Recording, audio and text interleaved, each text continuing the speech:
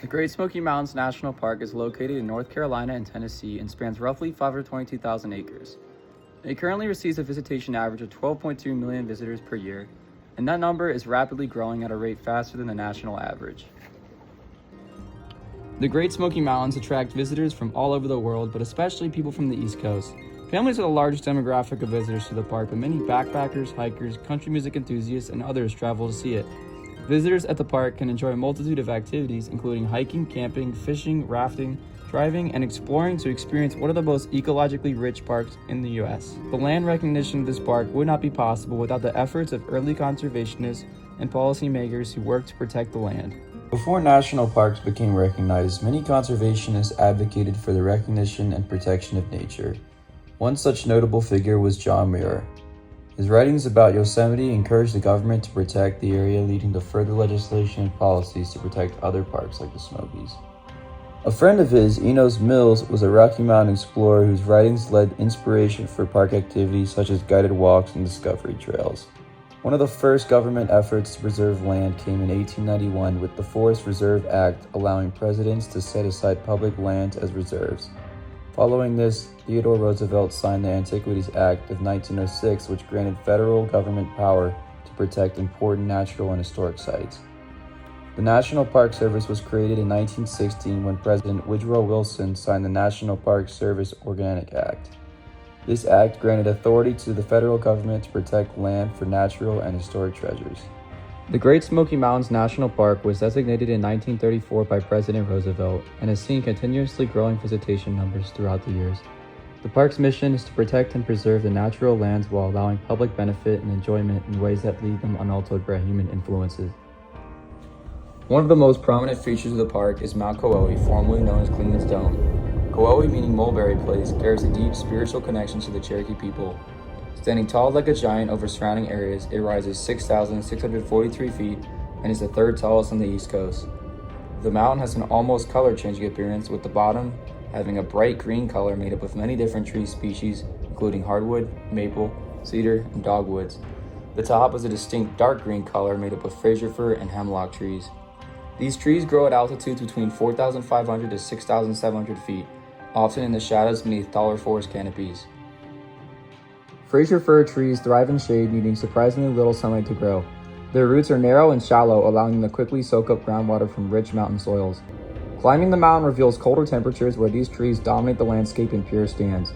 A Fraser fir's life begins as a drifting seed, weighing very little. 79,000 seeds would only weigh 1 pound. Most seeds land relatively close to their parent stand, with few traveling more than a mile. Upon landing, the conditions must be right for survival. The seeds need humid mountain air and a damp forest floor to survive, attributes that can be indicated with the presence of moss. The eastern hemlock and Fraser fir are both severely endangered and threatened by a combination of factors. These include forest fires, climate change, disrupting weather patterns, and their current biggest threat, the balsam woolly adelgid.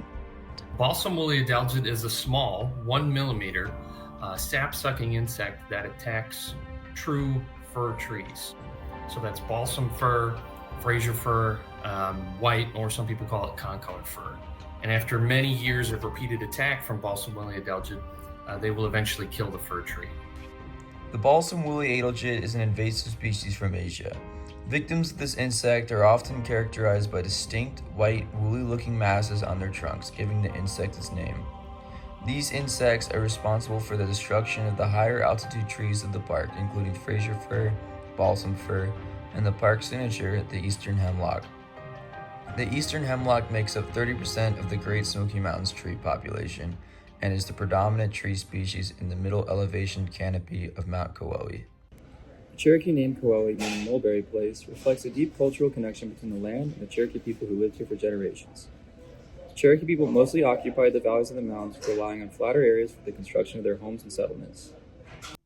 Hunting was a main source of food for the Cherokee, with small game being hunted with blowguns and big game being hunted with bows of hickory and black locust wood. Eventually, the migration of Europeans in the area disrupted this balance, and hunting became a means to acquire animal skins and fur for trading. This peaceful trade relationship would not last long, however, after the discovery of gold quickly led prospectors into the area. This caused a massive influx of prospectors into the Smokies, and natives were forced out. In 1830, President Andrew Jackson signed the Indian Removal Act, resulting in the tragic exodus of so many Cherokee from the Appalachians. This would have included the Smokies if it weren't for the efforts of a great lawyer. William Holland Thomas was the first white chief of a Cherokee tribe and later a Confederate captain. Born in 1805, a rough upbringing losing his father led him to work early in his life at a general store in the Cherokee Territory. He eventually went on to manage that store and open new locations in the area, learning the language in the process. After befriending Chief Yonaguska, he became an honorary member of the tribe with the name Little Will. He would eventually go on to earn a law degree in 1831 and represent the tribe as their attorney. After the Treaty of Ecology called for the forced removal of Cherokee people from the area, Thomas would begin a determined legal battle where he persistently argued in court and after some time purchased a large plot of land in the area for the Cherokee. His legal defense would ultimately save the tribe. During the Civil War, Thomas enlisted as a Confederate soldier and rose to captain. He served in the North Carolina and Tennessee area, eventually surrendering and losing all of his savings and his mind. His business failed, and debt collectors came after the land he purchased for the Cherokee, leaving only a fraction of the land that had once been secured for them. Although many tribes were forced out of the area, the eastern band of the Smoky Mountains were able to keep their homeland. Sitting on the edge of the Qualla boundary lies the town of Cherokee, North Carolina. Visitors here can get an experience into what early Native American life was like by touring museums, visiting cultural learning centers, and observing live reenactments at the Ecology village. The Smoky Mountains tell more than just one story, as many communities in the area brought some of the best examples of early Appalachian ingenuity. The most visited area of the park is Cades Cove, where many of the first non-native residents of the Smoky Mountains settled. Scattered across the cove are historic cabins, barns, and churches that tell the story of early Appalachian life. One such building being the John Oliver Building from the 1820s. It is a simple log cabin and the home place of John and his wife Lucretia, who moved to the Smokies with very little belongings and had to learn to subside off the land. The cabin is held together with logs and notch corners, showcasing the excellent craftsmanship of the couple. As communities in the cove grew, so did the need for resources to build homes and farms. The cable mill represents one of the catalysts for early Appalachian development. Built by John Cable in 1870 and serving around 670 locals, this building provided access to a sawmill and grist mill. Sourcing logs to build cabins became much less of a challenge to those willing to pay John for use of his mill. John engineered the mill to operate on water power. This reflects the remarkable craftsmanship and resilience of early mountain settlers. Cades Cove also has several historic church buildings, including the Primitive Baptist Church. The original building was made of log but quickly needed to be expanded. Members of the church came together to construct the new building by hand with the white frame-style wall. Their fingerprints can be seen on the walls inside. Another significant early church in the Smoky Mountains is the Smokemont Church near the Econolofty settlement. Right behind me is Smokemont Baptist Church, also known as Ecology Baptist Church. It's near Cherokee, North Carolina in the Great Smoky Mountains National Park. This is a historic church here, and it was established in 1836 in Smokemont, North Carolina. In the 1790s, when John Jacob Bingus purchased the area of Ecology, he established the early settlement of Bradleytown. That was later changed to the name of Smokemont when the Champion Fiber Company built a sawmill operation in the 1900s.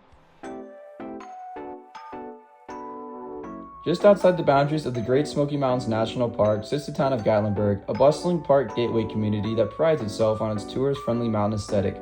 Walking through its streets, visitors are greeted with a multitude of family fun attractions, storefronts, and lodging. Many of these buildings share a common theme of celebrating the black bear, the most recognized animal of the Smokies. Storefronts put up black bear decorations, and rental homes have names like Little Smoky Bear Lodge that reinforce the playful image of the bears. Because of this, many tourists visit Gatlinburg with the Treadwell mentality and treat local bears as companions rather than respecting them as predators. In recent years, guests in cabins have been leaving trash out, throwing food off balconies, and baby-talking animals as though they are pets. As a result of this, bears have lost their natural fear of humans and become more aggressive. The park now sees roughly 3 to 39 bear encounters per year, and while most don't result in injury, many result in property damage. There have been many incidents of bears entering shops, breaking into homes and cars, and rummaging through trash bins in search of an easy meal. When bears become too assertive, wildlife officials may be forced to relocate them. Relocated bears only have a 10% chance of survival and often die within the first year of moving. To protect wildlife and visitors, park officials encourage precautions such as tossing trash, bear-proofing waste bins, and not feeding animals. Feeding animals can result in punishments anywhere from a $100 fine to jail time. In a place as wild as the Smoky Mountains, every visitor plays a role in protecting the delicate balance between humans and nature.